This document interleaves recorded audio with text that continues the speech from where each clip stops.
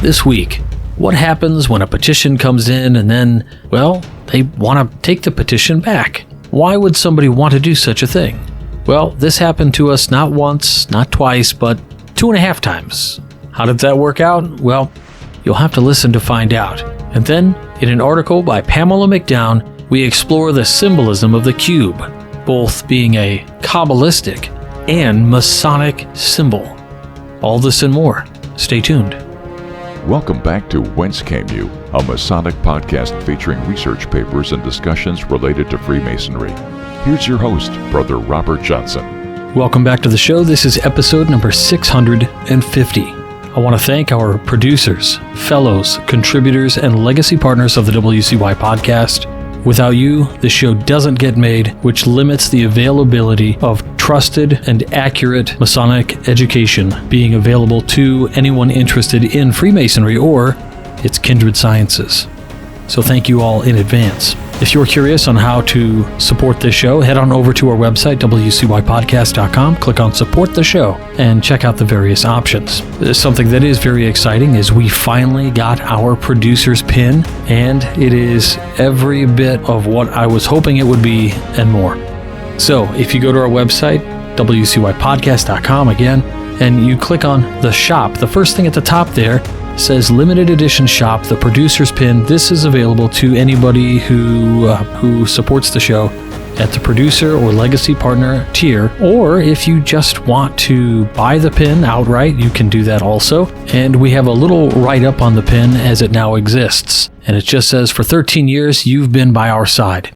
Each evolution of the WCY producer's pin has made a statement. The newest version is no different. Gold is back. This new version makes a bold statement with a classic triangular motif, its bright gold finish, set on an almost glowing blue circle. Brothers will know two things instantly. One, you're a person of classic tastes, and two, that Masonic education is your thing. The initial triangular design by our good friend, Brother Jason Richards, and manufactured by Edgar Alejandro and Nick Harvey of Masonic Revival, the pin stays true to the idea of elegance and mystery. The original triad shape for deity, the working tools, acacia leaves, and the all-seeing eye. The pin is unmistakable as Masonic. We border the pin in red as a tribute to the higher degrees and the search for more light. Finally, the words "Whence Came You" are right on the front and center. Gold is back and is an homage to the richness in mind and for our 13th year. Again, the hard-fired colored enamel and a strong E-clasp for the pin back are what makes this particular pin outstanding. All sales are used to help us meet our fundraising goals, which will allow us to bring you more Masonic content. We appreciate you and your consideration. Now, what's the next thing that will be happening? Well, October 3rd through the 5th, we'll be down at Grand Lodge Annual Communications. I don't think I'm doing anything besides hanging out and having a blast with our good brothers and friends of all over Illinois, and including surrounding states that send dignitaries, etc. So that'll be a real treat. And on my birthday, November 21st, I will be in Indianapolis, Indiana, doing quantum entanglement and apotheosis. And now let's get into the education this week. This is something I penned just recently, and it dawned on me that sometimes I feel like I don't know what to write about. And then I reread the description on the Midnight Freemasons, and it says a group of Master Masons talk about topics of Masonic interest, each from their own unique perspective. You'll find a wide range of subjects, including history, trivia, travel, book reviews, great quotes, and hopefully a little humor as well on topics of interest for Freemasons and those interested in the subject of Freemasonry. And so I guess what it came down to is, what do I find myself thinking about sometimes? What do you find yourself thinking about? Those are things that are qualifying topics for you to write about. We should write about those things. It's cathartic and informs others of the breadth of opinions and things that happen within Freemasonry. So without further ado, this is a piece that I put together, and it's called When Somebody Decides to Take Back Their Petition. Now, a caveat before I begin this is what happened to me in a personal experience here in Illinois. I do understand that some states do not allow anything to happen with the petition unless it happens through the lodge or the Grand Lodge. With that out of the way, here we go. Petitions for Masonic Lodge come in all the time. I can only imagine how many people in a month's time hand in petitions that the Grand Lodge then has to work through, especially a larger Grand Lodge like the Grand Lodge of Illinois, where we have over 400 lodges around the state. States like Texas are undoubtedly even more inundated. Most of those petitions move through the process and men join the craft, whether by traditional means or even one-day classes, but that's not what this piece is about. You might be thinking he's going to go on a diatribe about the West Gate and how we should guard it, and you'd be a little bit right, but not completely. Sometimes the West Gate guards itself. What do I mean by that? Well, every so often a petition comes in, and that person pays their fees to petition the lodge. They turn everything in, and they think that their journey is well underway. To be fair, it usually is well underway. Usually, someone from the lodge receives a petition. I ask them a few questions to ensure that this is something that they want to do, and I tell them about the process of joining and how long it might take. Such was the case about 5 years ago. About 5 years ago, one of my lodges received a petition. At this particular lodge, we required a background check to be submitted with every petition. The background check is acquired by the petitioner, and he then prints out the results and turns it in with his petition and fees. Among other things on the petition are the standard type questions you might find. Our lodge in particular, however, has some extra pieces of information that we like to check over. Those pieces of information include all of the petitioner's social media profiles. These are investigated to ensure that there is compatibility within the Masonic fraternity and that nothing is out of the ordinary. Back to our petitioner. He was very interested, he filled out his petition and had his money set aside. But when he received his investigation background report, he decided he would rather withdraw his petition than hand it in to us. I can't tell you what was on that background report, but I can tell you, I suspect something he didn't want us to know about was there, and so he withdrew his petition. Is that the end of the story? Not a chance. About 3 years had passed when this same man decided to petition our lodge again, or so he thought. He had reached out to our lodge once more and mentioned that he had previously petitioned our lodge but for personal reasons needed to withdraw his petition. I informed him that I had remembered him and that if he wished to proceed, the process is the same as it was the last time. Petition, fees, and a background check. He never replied again. Fast forward to the present day and to a different lodge, this time my mother lodge. Several weeks ago, a nice man started coming down to our lodge and having dinner with us. He was getting to know the members and vice versa. All was on track for him to eventually petition our lodge. A couple of weeks ago, he decided it was time. He received his 3 recommendation signatures and had his fees in cash. My mother lodge doesn't do background checks. When he handed it in, I asked if I could ask him a few questions. He agreed, and we retired to the library where we spoke candidly, and I got a feel for who he was and why he wanted to join. Everything seemed to be fine. 1 week later, he came down to the lodge to meet and share fellowship, and it was at this time he perhaps experienced something that put him on edge. I couldn't tell you what it was.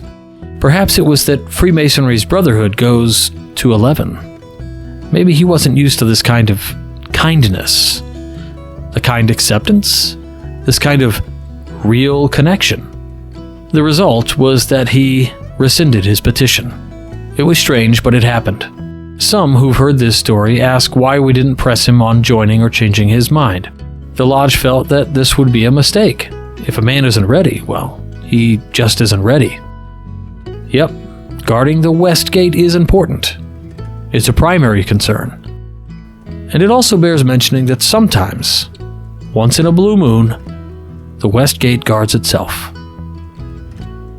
Well, there you have this story that happened to me, not once, not twice, but, well, 2.5 times, I guess.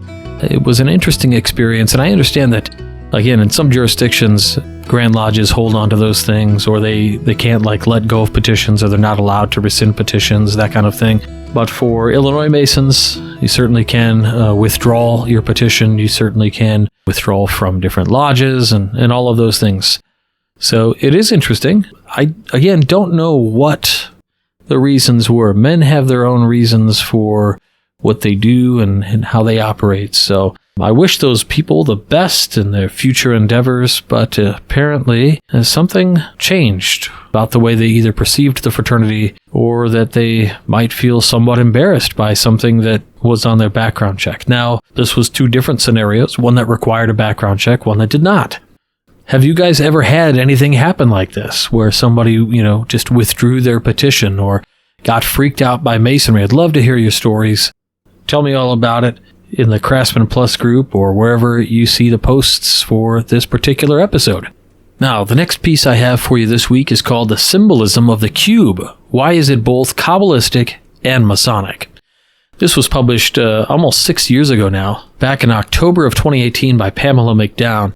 The symbolism of the cube. The cube itself has gotten a number of Masonic references, and it's also very symbolic in many of the other, what we might call kindred arts and sciences, or esoteric or occult orders. In particular, we see symbolism in both Kabbalah, we see it in Builders of the Addaitum, two excellent books by the late, great Kevin Townley, The Cube of Space and Meditations on the Cube of Space. And in this particular article, they spell Kabbalistic with a Q, which in many instances sort of feels more of a magical thing than, say, Christian or traditional Judaic.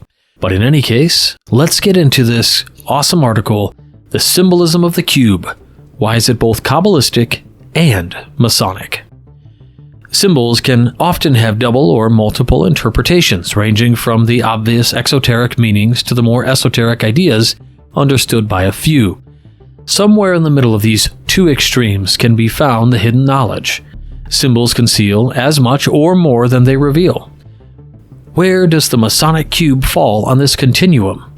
How did the hidden knowledge of the mystical Kabbalah, with a Q, influence its use in Freemasonry? To start with, what is Kabbalah? It's difficult to define with a phrase. Even after a few decades of study, I don't think I can come up with a definition.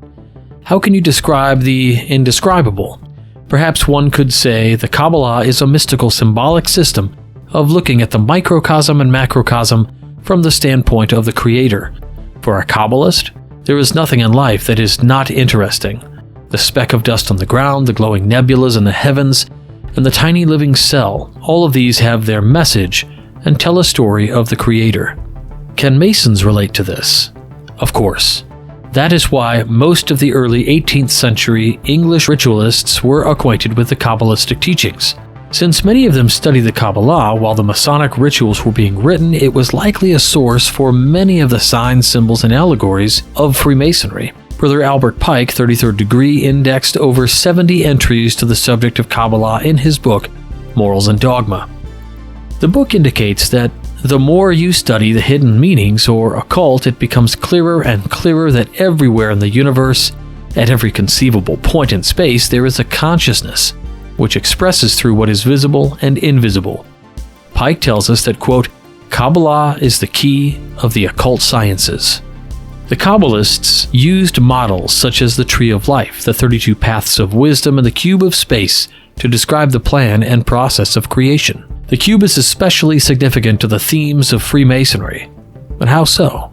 The Kabbalists' Cube of Formation. Perhaps a good place to start is the Book of Formation of the Sefer Yetzirah. It's one of the oldest treatises on the Kabbalistic philosophy that concerns itself with divine creative processes. It describes the Creator literally thought and spoke everything into existence and continues to do so. The type of creation that it shows proceeds through manipulation of the letters of the Hebrew alphabet. I'm always in awe of the Sefer Yetzirah, whose short verses can easily conceal its depth and complexity. The seeming simplicity is only a taste of its mystery. The premise is that everything in the universe is directed by intelligence. The scheme of life and activity that we call evolution is in accordance with a plan made by a mastermind or great architect. Everything is considered to be constructed of the Hebrew letters, or at least the forces they represent. The three Hebrew mother letters, Aleph, Mem, Shin, correspond to the three simple letters to form the name Jah, or IHV. From the verse 2 of the Sefer Yetzirah, he looked above and sealed the height with IHV, or Yah. He looked below and sealed the depth with IVH. He looked forward and sealed the east with HIV. He looked backward and sealed the west with HVI. He looked to the right and sealed the south with VIH. He looked to the left and sealed the north with VHI. Brother Paul Foster Case, scholar and Freemason, popularized the Sefer Yetzirah throughout his concept of the cube of space, using the verses in chapters 4 and 5 to add the tarot keys and astrological correspondences. It alludes to defining the boundaries of our perceptions. Quite a remarkable diagram indeed. The divine mind conceives the archetypal form, and then it exists in a world of ideas.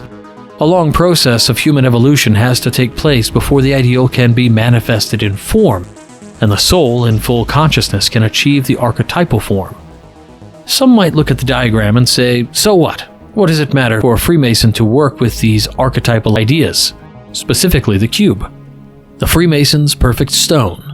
One possible reason is that archetypal thematics or themes underlie many of the Masonic rituals. It is no coincidence that the form of a Masonic lodge is a symbolic cube. Freemason Albert G. Mackey writes, the lodge or collected assemblage of Masons is adopted as a symbol of the world. The solid contents of the earth below, the expanse of the heavens above, give the outlines of the cube, and the whole created universe will be included within the symbolic limits of a Mason's lodge. In Revelation chapter 21, the New Jerusalem is described as a perfect cube. The plan of the city is perfectly square, its length the same as its breadth. Also, the room known as the Holy of Holies in the Temple of Jerusalem was constructed in the shape of a cube. In the center of the room was the Ark of the Covenant that contained the Scroll of the Law. The candidate in a Masonic lodge symbolically represents one of the stones used in the construction of King Solomon's temple. The ritual portrays the shaping, testing, and laying of that stone. Ultimately, the moral and spiritual preparation that he must undergo is to become a living stone in the heavenly temple. Brother Manly Hall says, quote, the perfect cube represents the personality that has had all the unevenness, roughness, and inequality polished away by experience. Such a stone is ready to become a block in the everlasting house not built by hands but eternal in the heavens. If left to our own devices, our evolution and progress would be infinitesimal. But fortunately, we have teachers and perfected individuals of past ages to guide us to be perfect stones. Instead of using the working tools to build a philosophical structure out of the stone and mortar, a speculative Mason uses these same tools symbolically for spiritual, moral, and intellectual development. In the end, what does the symbol of the cube offer? I believe it is archetypal concepts that help all of us connect with something larger. Are we not all just sculptors writing our own books of creation, becoming perfect cubes? Quote, a block of marble deep within the quarry lies. Hidden within it lies likewise a form of beauty rare. The sculptor works, patterning true to that which lies revealed unto the inner sight. He patterns true and beauty comes to life. End quote. Alice Bailey. Now, if this sounds confusing, there are a number of great diagrams that come from the Sefer Yetzirah. I will put links to all of the books we talked about, and in particular, this post will put a link to the Sefer Yetzirah that you can pick up from probably Amazon. We'll throw a link in there. And also a link back to this excellent article by Pamela McDowne on the Universal Freemasonry website, which is a wonderful resource for great Masonic philosophy and other articles of interest to Masons all around the world. Now, with that, that's it for this week. Before we close out, I want to give a massive shout out to Masonic Revival, for brothers, by brothers, inspiring elegance for the modern day Freemason. Masonic Revival's been doing this longer than the WCY podcast has been around. Since 2009, you guys. They've got a number of amazing products. Everything they do is very contemporary. You're not looking for something that just has a square and compass dropped on it, like, say, something off of Squarespace or one of these t-shirt websites where you just, you can make whatever you want just by throwing some lame Masonic emblem on some fabric. Everything these guys do is quality craftsmanship. Everything that's sourced goes through an intense QC process. They do ties, bow ties, pocket squares. They have lapel pins, cummerbunds even, tie bars, tacks and watches, aprons, caps. And they've got you covered for all of your appendant bodies as well, even artwork. So if any of that interests you, I encourage you to go to MasonicRevival.com, check out what they've got to offer. They make our lapel pin, and I wouldn't have anybody else put these things together. I don't trust anybody else with it. And if you're listening to this right on or just after Labor Day, they had a Labor Day sale, which I encourage you to take advantage of. Anyway, I want to thank our producers, fellows, contributors, and legacy partners of the WCY podcast. Without you, again, we can't make this show. If you're curious on how to support the show, head on over to our website, wcypodcast.com. Click on support the show, check out the various options. In addition, our producer's pin is back in stock. We've got approximately 120 pins total. So if we get through those, that means I got to do another reorder. Well, you guys, if we get through those, that's awesome, because that means all of that funding goes right back into the production of this show and helps us meet all of our various costs for running a great podcast that is trusted, that you have all trusted for 13 years plus. Anyway, that's it for this week. I want to thank you all one more time for coming with me on this edifying journey. And until next week, stay on the level. For Whence Came You, I'm Robert Johnson. Take care. You've been listening to Whence Came You, a Masonic podcast featuring research papers and discussions related to Freemasonry with your host, Brother Robert Johnson. Be sure to join us for our next edition.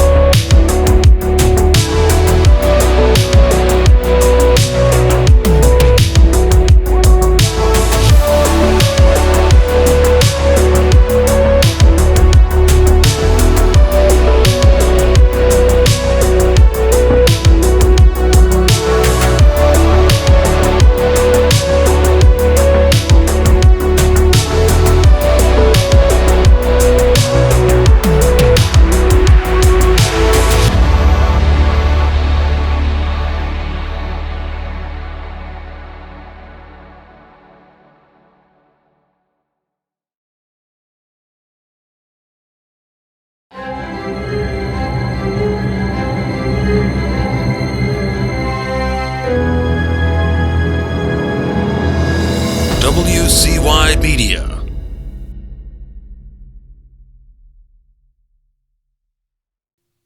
Well, you guys beat me as wrong.